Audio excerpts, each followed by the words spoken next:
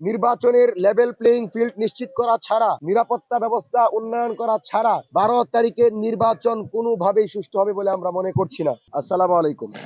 আগত সাংবাদিক বন্ধুদেরকে ধন্যবাদ। আপনারা জানেন যে সকল সংসদ সদস্য প্রার্থীদের সাইবার স্পেসের নিরাপত্তা নিশ্চিত এবং নৈতিক স্খলন ও ঋণ খেলাপির দায়ে অভিযুক্ত প্রার্থীদের মনোনয়ন বাতিলের দাবিতে আয়োজিত মঞ্চ 24-এর আজকের এই সংবাদ সম্মেলন।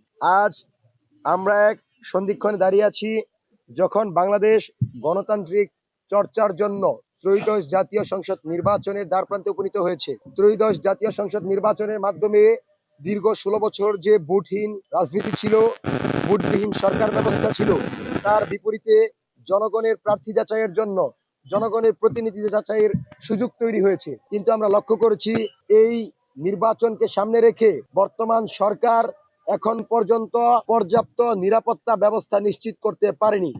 রাজনৈতিক সহিংসতা থেকে শুরু করে দলীয় কুন্দলে চাঁদাবাজি, টেন্ডারবাজি সহ সহিংসতা বেড়েই চলেছে।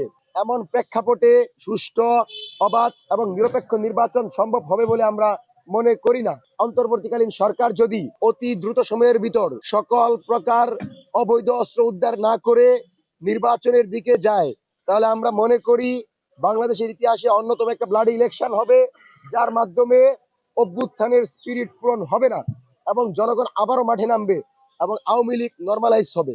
সেজন্য নির্বাচনের লেভেল প্লেইং ফিল্ড নিশ্চিত করা ছাড়া, নিরাপত্তা ব্যবস্থা উন্নয়ন করা ছাড়া 12 তারিখের নির্বাচন কোনোভাবেই সুষ্ঠু হবে বলে আমরা মনে করছি না।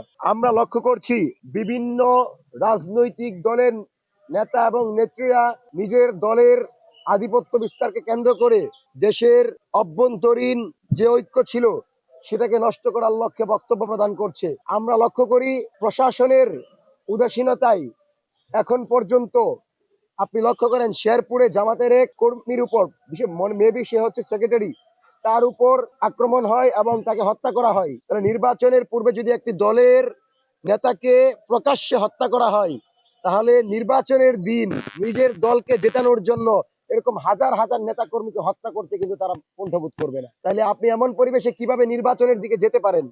আর আমরা প্রথমে বলেছি যে আপনি যদি সংস্কার করতে না পারেন, বিচার করতে না পারেন, আওয়ামী লীগের যে সন্ত্রাসীরা তাদেরকে যদি আপনি জালের ভিতর না নিয়ে মাঠে রেখে নির্বাচন দেন, তাহলে প্রফেসর ডক্টর মোহাম্মদ ইউনূস সরকার যেই সম্মানে বসেছিল, সেই সম্মান তো দূরের কথা, ইতিহাসের সবচেয়ে বড় গাদ্দার হিসাবে আপনাকে ক্ষমতা থেকে যেতে হবে। আজকে আসিফ নজরুল্লাহ যদি মনে করে যে তারা আমাদের বিচার করে নাই, তারা আমাদের সংস্কার করে নাই, কিন্তু কোনো একটা দলের কাছে চুক্তি দিয়ে, কোনো একটা দলের কাছে কথা দিয়ে তাদেরকে ক্ষমতা হস্তান্তর করে তারা মুক্তি পেয়ে যাবে, তাহলে বুকার স্বর্গে বাস করছে।